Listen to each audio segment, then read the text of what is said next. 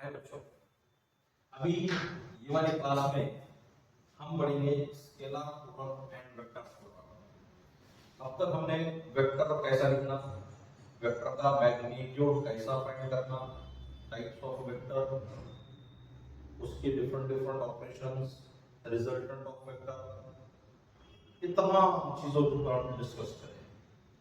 Resolution of vector पे भी हमारी बात हुई।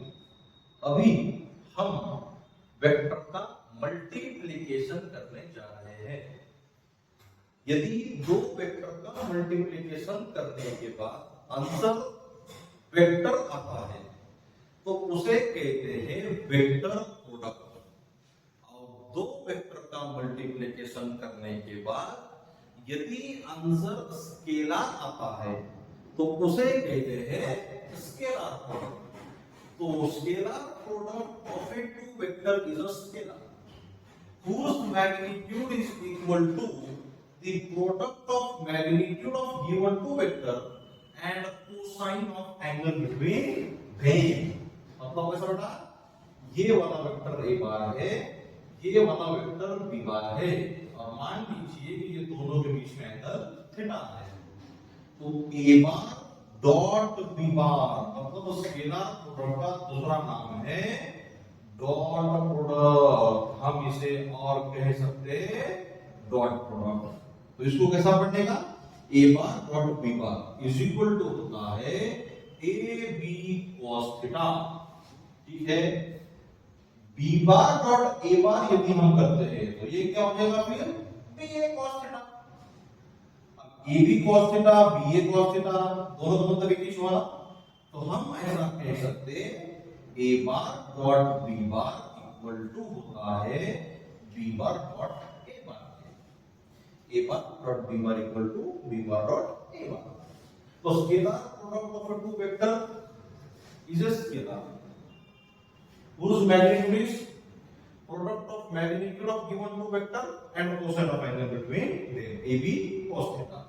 अच्छा, अगर जे हमें ऐसा दिया a बार इन ब्रैकेट पुस्तकी b बार प्लस c बार है, तो हम इसे a bar dot b bar plus a bar dot c बार भी लिख सकते हैं।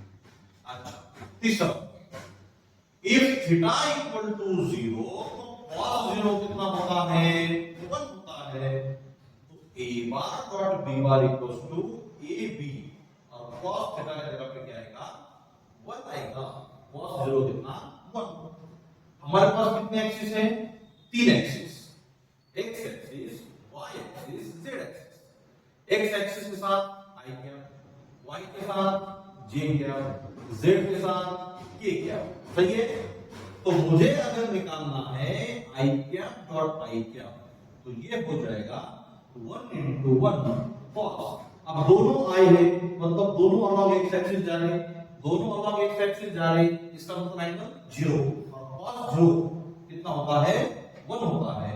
तो बेटा हमको मालूम पड़ा that is i cap dot i cap equal to j cap dot j cap equal to k cap dot k cap, ये होता है 1।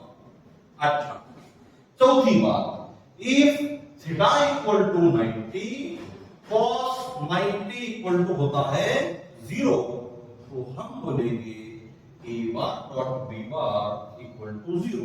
That is i dot j dot k dot i। जो भी वेक्टर जिनमें angle 90 हो, हमेशा उनका scalar product क्या रहेगा, 0 रहेगा। अच्छा, पांचवी बात, मान लीजिए हमें a बार इक्वल टू दिया 2i minus 3j plus 2k और b बार दिया i plus 2j minus 4k और हमसे कहा गया find a bar dot b बार। तो हमें मालूम, हम बचपन से पढ़ते आ रहे हैं, जब दो ब्रैकेट का मल्टीप्लिकेशन करना हो 2i minus 3j plus 2k, ये पहला ब्रैकेट, दूसरा bracket i plus 2j minus 4k। तो हम दो ब्रैकेट का मल्टीप्लिकेशन कैसा करते हैं, कि पहले टर्म से सभी को मल्टीप्लाई करते हैं। सही है। तो बोलो 2i into i, तो 2 into 1 2 और I into I क्या रहता 1 रहता I into I 1 तो I into I 1 when we into 1 लिखे नहीं लिखे कोई दिक्कत नहीं I into j कितना 0 2I से जब 4 के भी मल्टीप्लाई करेंगे तो I into k भी क्या हो जाएगा 0 हो जाएगा ये देखो k into I कितना है 0 तो हो गया I का जब j वाले से मल्टीप्लाई करेंगे j into I 0 j into j 1 तो हम ये लिखेंगे फिर minus 3 to 6 j into j 1 उसी प्रकार से ये j into k 0 हो गया तो k से मल्टीप्लाई करेंगे k into I 0 k into j 0 k into k 1 तो 2 into -4 ये होगा -8 2 - 6 -4 -8 -12 तो जब भी हम दो वेक्टर का स्केलर प्रोडक्ट करेंगे तो उनके आई वाले जे वाले के वाले इनका मल्टीप्लिकेशन चलेगी खत्म बाकी का सब भूल जाओ जब भी स्केलर प्रोडक्ट करना है तो आई वाले जे वाले के वाले तो कैसा हो जाएगा फिर direct a bar dot b bar equals to 2 1 the 2 -3 into 2 -6 2 into -4 -8 2 -6 -4 -4 -8 -12 खत्म हो गया हमारा आसान आई बात समझ में यस चलो अब हम बात करते हैं छठी बात हमारे पास दो वेक्टर है एक वेक्टर a बार है ये वाला वेक्टर b बार है ये एंगल थीटा है तो जब मैं a को इधर रिजॉल्व करूंगा अगर मैं कर रहा तो हम क्या बोलेंगे b को बेस पसंद है थीटा को cos पसंद है तो a को रिजॉल्व करेंगे तो ये वाला हो जाएगा a cos थीटा मैं b को जब यहां पर रिजॉल्व करूंगा तो ये बनेगा b cos theta a cos theta is a component of a बार किसके साथ जा रहा b बार के साथ जा रहा हम a cos थीटा को क्या बोलेंगे component of a bar along b bar यहां पर ये है b cos theta component of b bar along a bar ठीक है तो a bar dot b bar equal to होता है बेटा ab cos थीटा तो a cos थीटा का मतलब क्या है a bar dot b bar equal to a cos theta मतलब component of a bar along b bar into b तो मुझे बोलेगा फाइंड कंपोनेंट अगर हमको कंपोनेंट निकालना है तो हमें b को इधर डिवीजन में भेजेंगे तो हम कंपोनेंट निकाल सकते हैं करेंगे हम उसके question a bar dot b bar equals to ab cos theta ये b cos थीटा क्या है तो वो है component of b bar b cos theta component of b bar किसके साथ a बार के साथ अलॉन्ग a बार इनटू ये वाला a एज d's ठीक है तो ये है मेरे भाई स्केलर प्रोडक्ट और ये पूरे इसके प्रॉपर्टीज हमें मालूम होना चाहिए चलो अब हम स्केलर प्रोडक्ट पे बेस्ड कुछ क्वेश्चन सॉल्व करेंगे मैं जितने क्वेश्चन सॉल्व करूंगा ऐसे ही क्वेश्चन आपको बुक्स में मिलेंगे इसके बाहर का एक भी क्वेश्चन आपको नहीं मिलेगा ठीक है यस चलो पहला question a bar equal to 2y minus j plus k b bar equal to 3i plus 2j plus 2j minus alpha k if a bar is perpendicular to b bar then find alpha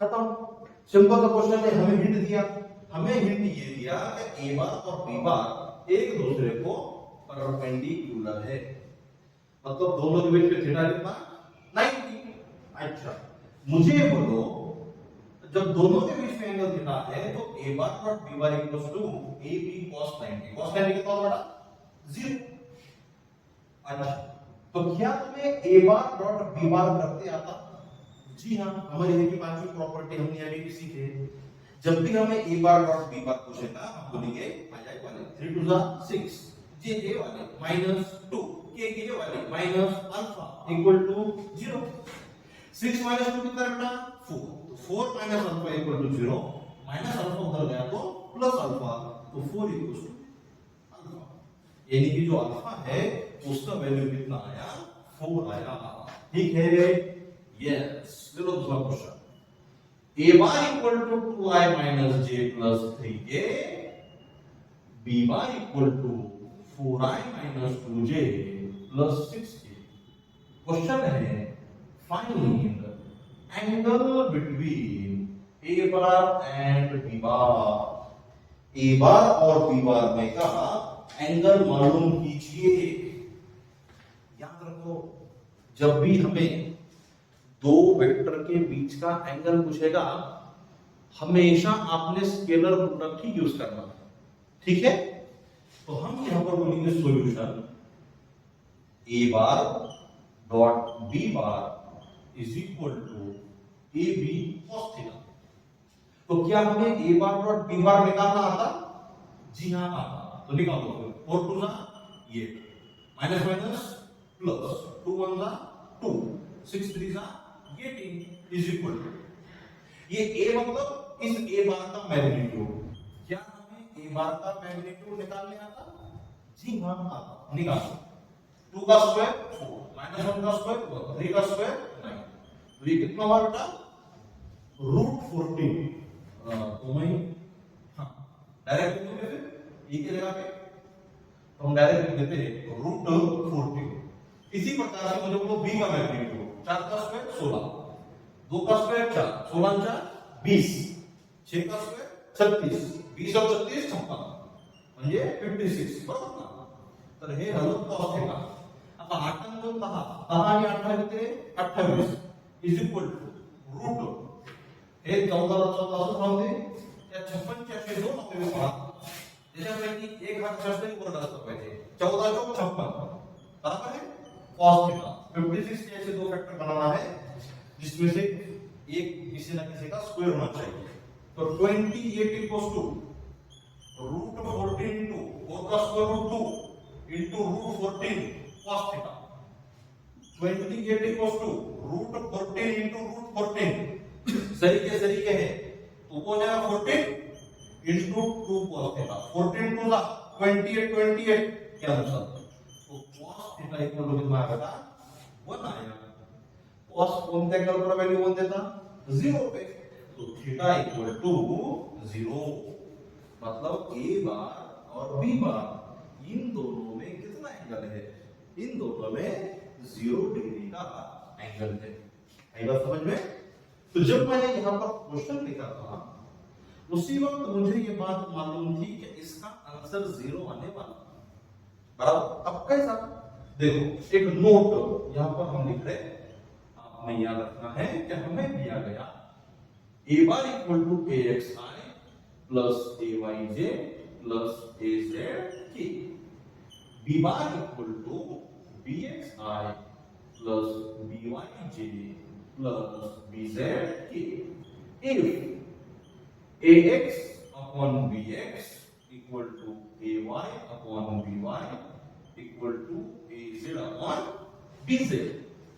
अगर ये ratio equal होता है then a bar parallel to b bar. Then a bar और b बार कैसे होते हैं? Parallel होते हैं। तो यहां पर रेशियो चेक करो, 2/4 कितना होगा 1/2, ये भी 1/2, ये भी 1/2। तो क्या रेशियो सेम है? जी हां रेशियो सेम है। रेशियो सेम है मतलब दोनों क्या हो गए पैरेलल। पैरेलल बेस में एंगल कितना 0, सॉल्व करेंगे कितना है 0। तो जब भी हमें एंगल पूछेगा तो फर्स्ट ऑफ ऑल हमने ये चेक करना कि उनके रेशियो सेम है या नहीं। सेम रहेंगे एंगल 0, सेम नहीं है तो जो मेथड मैंने फॉलो करा ये मेथड से आपने जो है तो जाना है। ठीक है, यस। लगे हाथ इसके ऊपर और एक क्वेश्चन हमें उन्हें जो है तो पूछेगा। वो क्वेश्चन कैसा पूछेगा?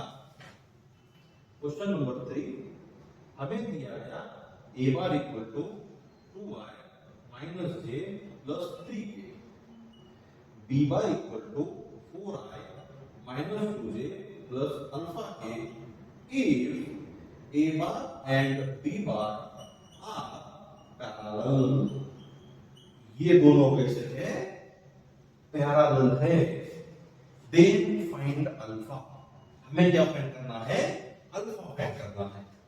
तो अभी अभी बात हुई मेरे भाई, जब भी ए बार और बी बार दोनों एक दूसरे को पैरेलल होंगे तो उनके ये जो कोएफिशिएंट्स हैं आई जे जे और के इनका रेशियो कैसा होगा, सेम।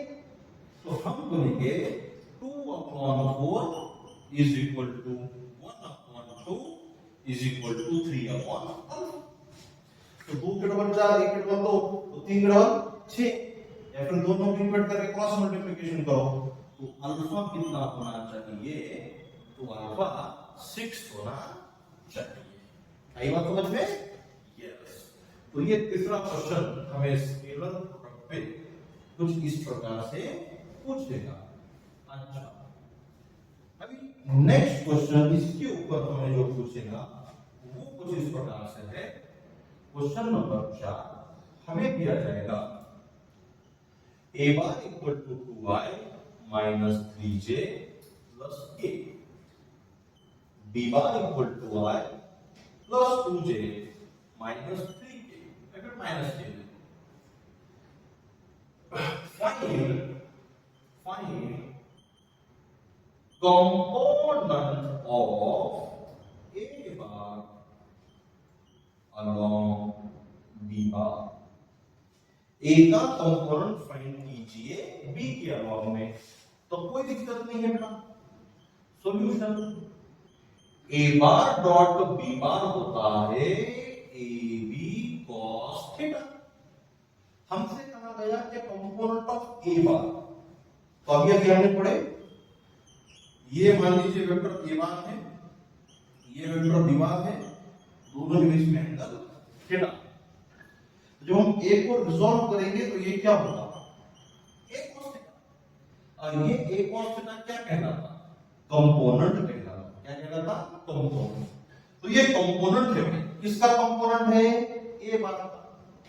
अलॉन्ग किसके अलॉन्ग में, b बार के अलॉन्ग में। क्या वही पूछा, component of a along b, मतलब हमें निकालना है a cos थीटा। तो यहां से a cos थीटा फाइंड कीजिए, तो a cos थीटा होगा a bar dot b bar upon b। तो क्या हमें a बार डॉट b बार आता, जी हां आता। 2 1 जा 2, minus 3 into plus 2 minus 6, 1 into minus 1 minus 1 upon, बोलो b का मैग्नीट्यूड रूट 1 प्लस 2 का स्क्वायर 4 प्लस 1, तो ये कितना बेटा, 2 minus 6 minus 4 minus 4 minus 1 minus 5 divided by root 6, ये आया a cos थीटा। अब हमें अगर ऑप्शन में मैग्नीट्यूड फॉर्म में पूछता है तो -5/√6 ये हमारा मैग्नीट्यूड होगा। अगर वेक्टर फॉर्म में पूछता है हमें वेक्टर फॉर्म में, तो फिर कैसा लिखेंगे, तो इन वेक्टर फॉर्म। अब वेक्टर फॉर्म क्या होता है, कोई भी वेक्टर होता है मैग्नीट्यूड इनटू यूनिट वेक्टर। जैसे कि मैंने बोला एक पार्टिकल की वेलोसिटी है 20i, तो 20 क्या हुआ, मैग्नीट्यूड, i क्या हुआ, यूनिट वेक्टर। तो वेक्टर रहता है मैग्नीट्यूड इनटू यूनिट वेक्टर। तो मैग्नीट्यूड कितना आया, -5/√6 आया। अब हमें निकालना है इसका यूनिट वेक्टर।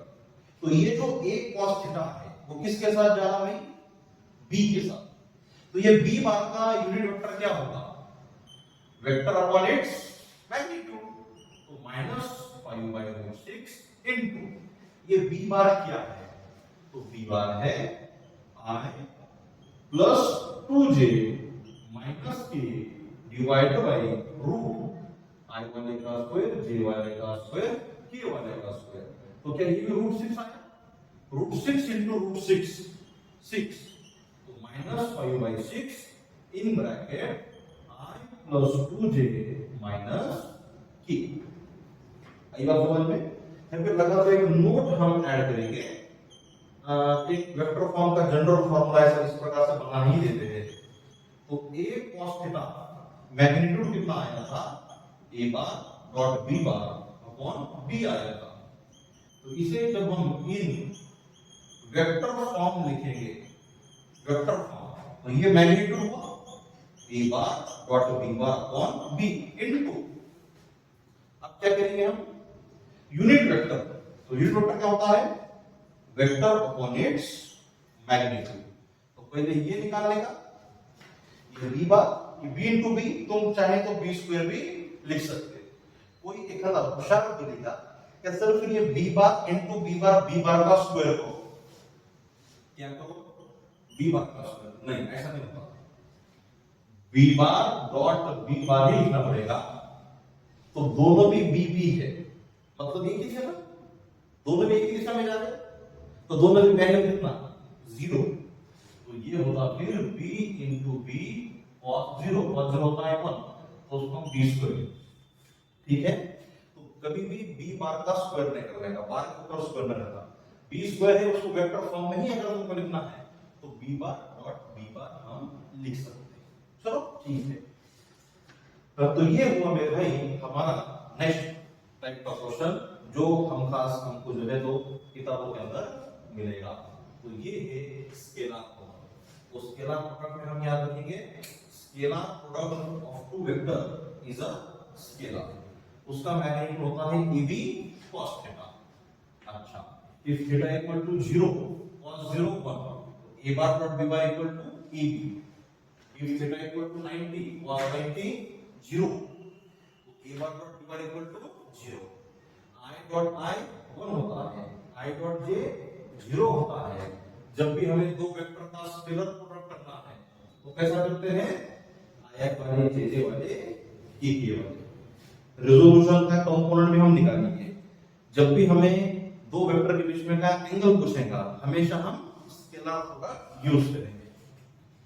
अभी चर्चा होगी वेक्टर प्रोडक्ट, इसकी बात होगी भाई वेक्टर प्रोडक्ट। तो जैसा अभी हमने बोले, तुम बारे में सुन के बोलेगा सर स्केलर प्रोडक्ट के कुछ एग्जांपल दो। अभी फिलहाल में तुमने बस याद रखने का work, force into displacement scalar product है, फ्लक्स स्केलर क्वांटिटी है, बराबर है।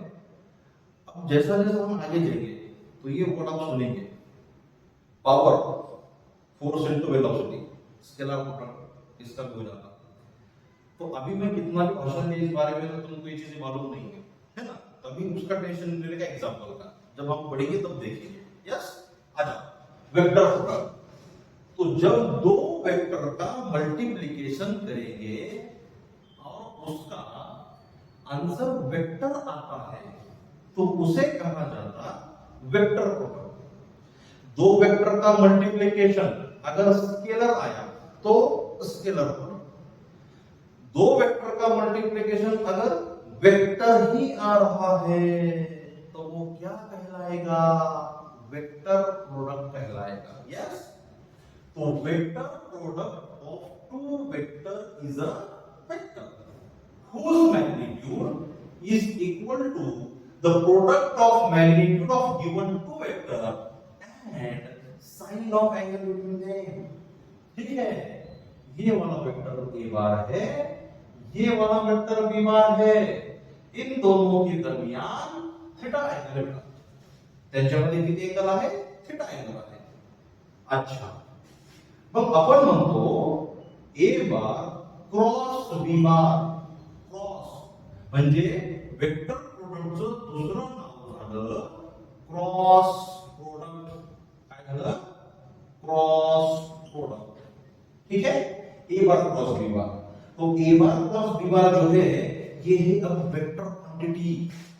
अब वेक्टर क्वांटिटी के पास कितने चीजें होते हैं, दो, एक होता है मैग्नीट्यूड, एक होती है डायरेक्शन। तो इसका मैग्नीट्यूड होता है magnitude of A bar cross B bar is equal to AB sin theta. ठीक है, यस। अब ये तो बात हो गई बेटा मैग्नीट्यूड। अब डायरेक्शन की तरफ, तो मैं जो तरीका आपको बोलूंगा उस तरीके से आपने इसको याद रखना। Direction of vector product, direction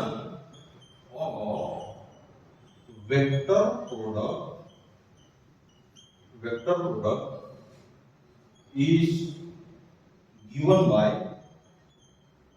right hand rule.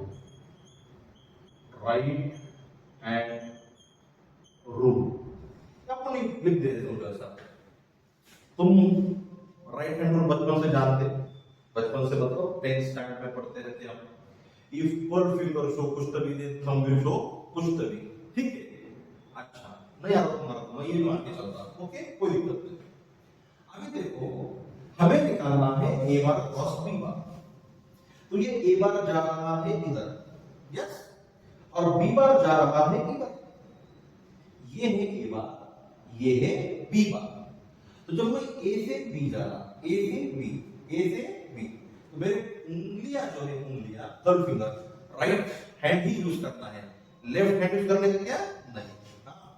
जिथं तिथं तोच हात वापरायचा, कुठं कुठं काही धंदे करायचे नहीं। चला असू द्या। तो हमने उंगलियां फिरा रहे ए से बी की तरफ, ऐसा। तो अंगूठा किधर हुआ, ऊपर, करेक्ट, यस। तो ये वाला वेक्टर ए बार जा रहा इधर, ये बी उसी प्लेन में जा रहा इधर। तो ए बार प्लस बार कहां जाएगा, ऊपर जाएगा। तो हम बोलेंगे ए बार क्रॉस बी बार हो गया ऊपर, ठीक है, यस। अब मुझे बोलो बी बार जा रहा इधर, ए बार जा रहा इधर, बी बार से जब मैं ए होगा, अब मैं कैसा गया ए से बी, अब चलो बी से ए।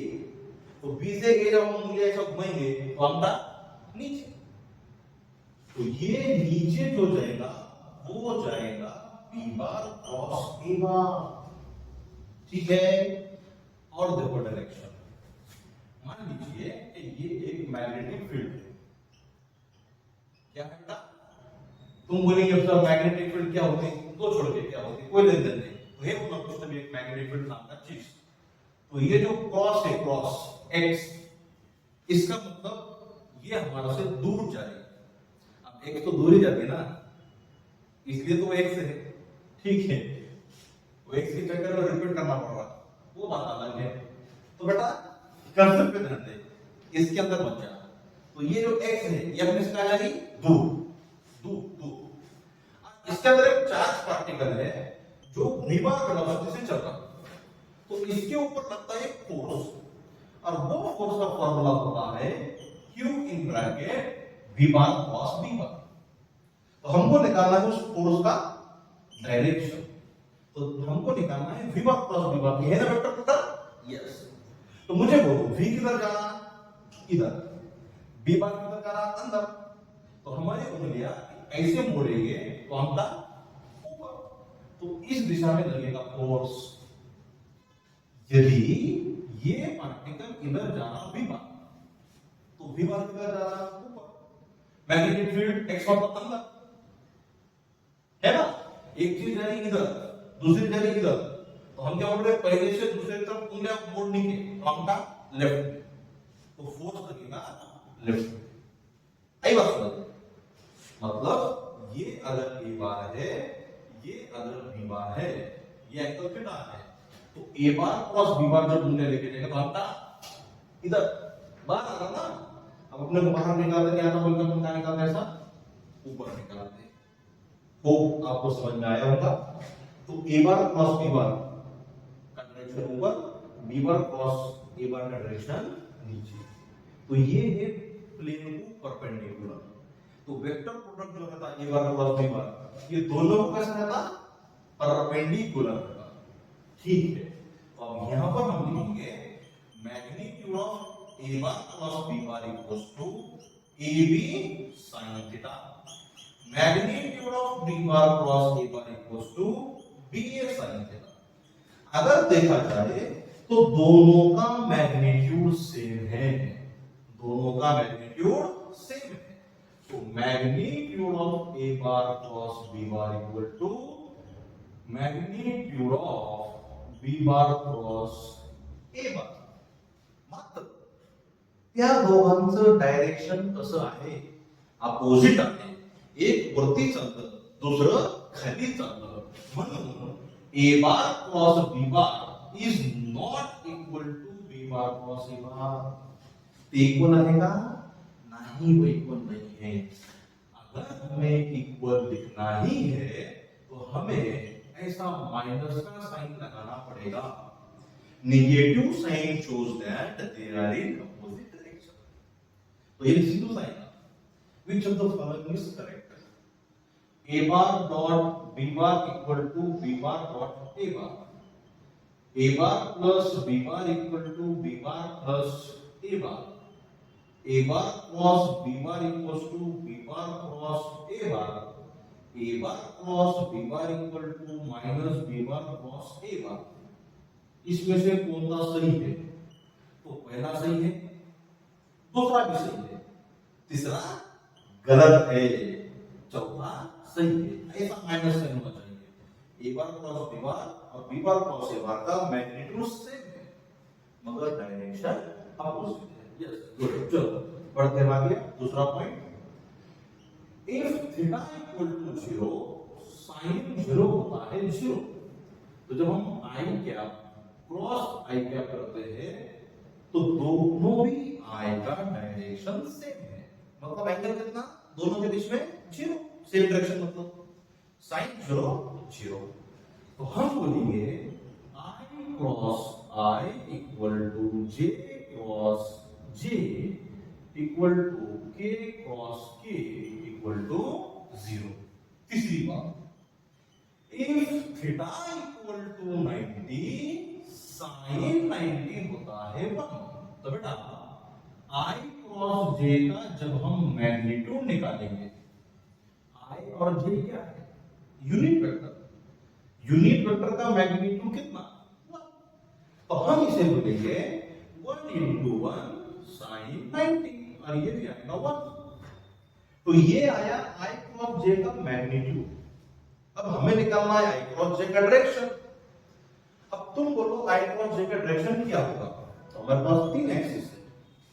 इस मोमेंट में हमारे पास 3 एक्सिस है, like this, x axis, y axis, z axis, i cap, j cap and k cap. तो मुझे बोलो आई क्रॉस जे, आई इधर जा, ये तो ऐसा नहीं ना, बट मैंने उसको उधर बनाया, ठीक है? क्रॉस जे अंतर ऊपर, आई क्रॉस जे का अंतर ऊपर है, तो ऊपर की डायरेक्शन जाएगा कौन है? के। और इस के का मैग्नीट्यूड कितना? 1। कब से निकला? आई क्रॉस जे का जब हम डायरेक्शन फाइंड करेंगे, आई क्रॉस जे तो क्या आ जाएगा? यस। और के का मैग्नीट्यूड भी कितना होता है? 1 होता है। तो हम क्या करेंगे? आई क्रॉस जे इक्वल टू के, हम इसको ऐसा बोलेंगे, ठीक है? इसी प्रकार से जब बात होगी बेटा जे क्रॉस के की, जे क्रॉस के अंतर इधर, इधर मतलब किसके साथ? आई के साथ, तो हम इसे बोलेंगे आई। जब बात होगी के क्रॉस आई की, के क्रॉस आई, तो बोलो के इधर आई इधर, कौन था? इधर, तो के क्रॉस आई हो जाएगा जी। हो गई ये तीनों? यस। अभी देखो, अगर मुझसे कहा गया जे क्रॉस आई फाइंड करो, जे किधर जा रहा? जे जे जे जे जा रहा किधर? आई किधर आ रहा? सामने। तो उंगलियों को हम ऐसा करेंगे, अंदर नीचे, नीचे मतलब के को अपोजिट ना, तो ये हो जाएगा माइनस के। उसके बाद हम जब फाइंड करेंगे के क्रॉस जे, ठीक है? तो के किधर जा रहा था? ऊपर। जे जा रहा किधर? आई अंतर, अंदर, बाहर आने वाला आई, अंदर जाने वाला माइनस आई, ठीक है? अभी तीसरी बात हम फाइंड करेंगे, आई क्रॉस के। आई किधर जा रहा है? इधर बाहर। के किधर जा रहा? ऊपर। तो इधर से इधर यूं है, अंदर राइट, राइट पे जा रहा कौन है? कोई नहीं, मतलब जे को अपोजिट ना, तो ये हो जाएगा माइनस जे। ठीक है, राइट मतलब मुझे ऐसा राइट इधर से ऐसा देखेंगे तो लेफ्ट हो जाएगा, यस, तो माइनस जे। तो ये बात में हमने याद रखना चाहिए। अच्छा, नेक्स्ट पॉइंट पूछने का मुद्दा क्रमांक 4, और मुद्दा क्रमांक 4 देखो, यदि हमें दो वेक्टर दिया वेक्टर फॉर्म में, मैं उसका डायरेक्ट एक्सप्रेशन लिखा, a bar is equal to 2i minus 3j plus 3k, b bar equal to i plus 2j minus 4k, और हमसे कहा गया find magnitude of a bar cross b। अल्हम्दुलिल्लाह, काय करायचं आपल्याला, a बार क्रॉस b बारचं मॅग्निट्यूड काढायचं। तर ह्याचं मॅग्निट्यूड काढू आपण, ठीक आहे। मग सर्वात अगोदर a bar cross b bar equal to असतं determinant of i j k, ठीक है। ए वाले का आई कितना 2, जे वाले का कितना है भाई -3, ए का जे, उसका के का 3, बी के साथ 1 2 -4। अब ये डिटरमिनेंट हमें सॉल्व करके आना चाहिए। जब तुम 10th स्टैंडर्ड में थे तो 4 3 1 -4, इसको तुमको जब सॉल्व करना होता था तो तुम इनका मल्टीप्लिकेशन 4 into -4 -16 माइनस इन दोनों का मल्टीप्लिकेशन 3 1 जा 3 तो वो आया -19, ऐसा करते थे, यस। -2 3 1 4, या फिर माइनस ऐसा देते हो तो क्या होगा, इन दोनों का multiplication -2 into 4 -8 minus -3 into 1 -3 minus minus +3 -8 + 3 -5, okay, yes, done. ऐसा बेटा तू करता था 10th स्टँडर्ड में, इसको तुम बोलते थे find the value of determinant.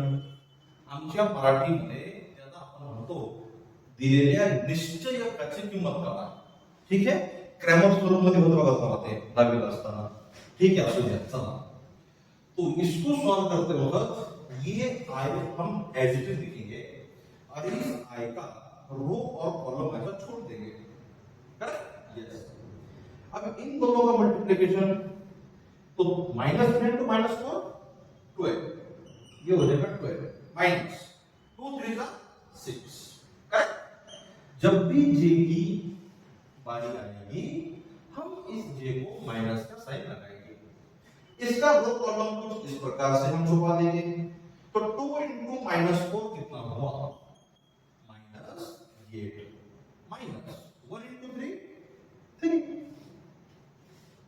जे की बारी भी हुई, अभी के की बारी, तो के के लिए हम ऐसा प्लस के लिखेंगे, फिर से इसका रो कॉलम ऐसा छुपा देंगे, 2 2 जा 4 माइनस 1 into -3 1 into -3 -3, तो ये होगा 12 -6 6, तो 6 आ, -8 -3 -11 माइनस माइनस प्लस 11 जे 4 माइनस माइनस प्लस 4 + 3 कितना आला 7, तर हे झालं 7k। तर हे आलं a bar cross b bar. आम्हाला फाइंड करायचं a बार क्रॉस b बारचं मॅग्निट्यूड म्हणजेच अंडर रूट ऑफ i वाले का स्क्वायर, j वाले का स्क्वायर, k वाले का स्क्वायर, सही है। तो ये हो जाएगा रूट 36 प्लस 121 प्लस 49 170, यांची बेरीज करा रे, म्हणजे किती 206 येईल बघा, 206 बराबर है, रूट 206। अब 206 का स्क्वायर रूट आपको नहीं मालूम, निकालना भी नहीं है, ऐसा करने देना है, ठीक है। हम रिपीट करते हैं एक बार फिर से। जब भी हमको दो वेक्टर दिए जाएंगे उसका i j के लेना, a के कोएफिशिएंट 2 - 3 3 2 - 3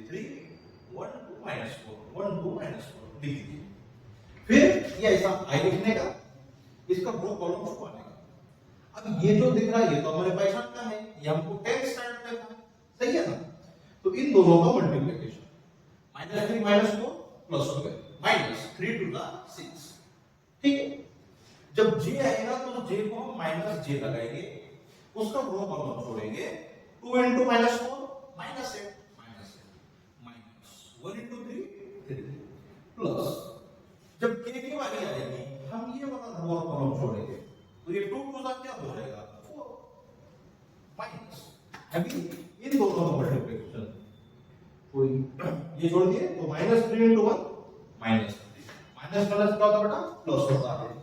तो 12 - 6 6 आए, -8 -3 -11 minus plus 11 j minus plus 4 + 3 7, तो ये हुआ 7। तो इस प्रकार से हम निकालेंगे a बार क्रॉस b बार।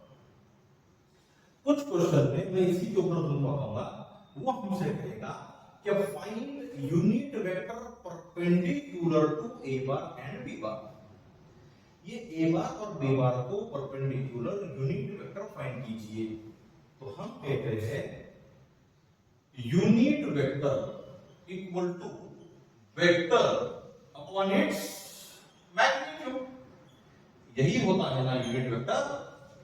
जी हाँ, तो अभी ये a बार और b बार दोनों को परपेंडिकुलर कौन है, तो a bar plus b bar है, सही है ना।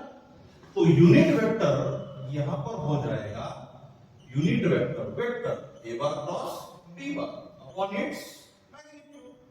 तो क्या हमारे पास a bar plus b bar है? जी हां है, वो है 6i plus 11j plus 7k divided by its magnitude कितना है √206। हमारा सब चाहे तो प्लस माइनस लिख सकते हैं।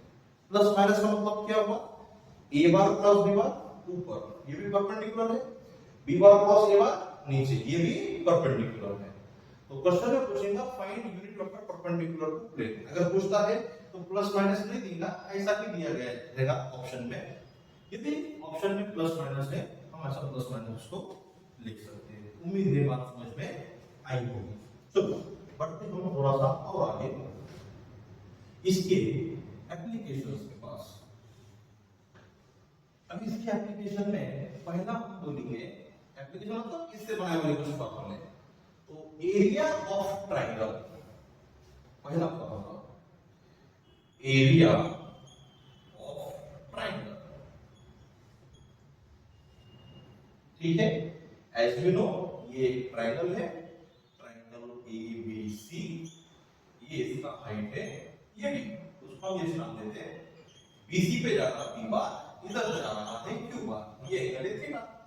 तो एरिया ऑफ ट्रायंगल ABC क्या होता है 1/2 base into height BC into AD। BC कितना P, AD कितना H। तो ट्रायंगल पे देखकर बोलो sin theta equal to opposite upon hypotenuse, कोना समोर बाजू भागिले कर्ण, है ना। h अपॉन q, तो h को हम लिख सकते q sin थीटा, h को हम क्या लिख सकते q sin थीटा लिख सकते। तो एरिया ऑफ ट्रायंगल ABC होता है 1/2 इनटू p इनटू h के जगह पे लिखेंगे q sin थीटा, तो लिख दिए। अच्छा बेटा ये PQ sin थीटा क्या होता है p बार क्रॉस q बार का मैग्नीट्यूड। जब तुमसे कहा जाएगा कि ये दो वेक्टर ट्रायंगल के साइड है, उस ट्रायंगल का एरिया मालूम कीजिए, तो हम उन दोनों का निकालेंगे वेक्टर प्रोडक्ट, देन उसका मैग्नीट्यूड, और उस मैग्नीट्यूड को डिवाइड करेंगे 2 से। इस प्रकार से हमें एरिया मिल जाएगा ट्रायंगल का। उसमें दूसरी चीज area of parallelogram, area of parallelogram. मान लीजिए कि ये पैरालेलोग्राम है ABCD, ये वाली साइड p बार, ये वाली साइड q बार, ये एंगल थीटा, ये इसकी हाइट h। तो एरिया ऑफ पैरालेलोग्राम ABCD होता है बेस इनटू हाइट, क्या होता है बेस इनटू हाइट। हाइट कितनी है h। फिर से इस ट्रायंगल में देखो तो h इक्वल टू क्या रहेगा, तो sin theta equal to opposite upon hypotenuse h by q, तो h equal to q sin theta ले जाके पुट कर दो तो ये होगा pq sin theta means magnitude of p bar cross q बार। तो ट्रायंगल का एरिया में 2 से डिवाइड करना है, पैरेललोग्राम में दो साइड जो देगा बस उसका ही वेक्टर प्रोडक्ट लेना है। हमने बोले vector product of two vector is a vector, तो area of triangle, area of parallelogram हम वेक्टर प्रोडक्ट की मदद से निकाल रहे हैं। मतलब ये एरिया भी हो गया वेक्टर क्वांटिटी। आपको एमसीक्यू देखेगा एरिया क्या है, स्केलर है या वेक्टर है, तो बोलेंगे ये क्या सवाल हुआ, एरिया तो हमारा प्लॉट है, मान लीजिए 10 बाई 20 की एक जगह है, 10 बाई 20, 10 मीटर ऐसा 20 मीटर 10 फीट ऐसा 20 फीट ऐसा, तो 200 स्क्वायर फीट हुआ, तो ये तो एरिया है। फिर ये जो चेंज हो रहा ये तो उतना ही रहेगा। हम बोलेंगे फिर भी दो वेक्टर की मदद से इसका एरिया आया, इसलिए एरिया क्या होगा, वेक्टर क्वांटिटी होगा। ठीक है, तो आप एमसीक्यू जब देखिएगा एरिया क्या है तो तुमने बोलना area is a vector quantity. Yes बेटा, बस इतना ही है वेक्टर में। इसके आगे की जो लास्ट लेक्चर रहेगा अपना इस सीरीज का, उसके अंदर पिछले जेईई और नीट में जितने भी क्वेश्चन वेक्टर से रिलेटेड आए, हम सभी क्वेश्चन जो है तो नेक्स्ट वीडियो के अंदर आपको अपलोड करके देंगे। So with this stop here, we will continue.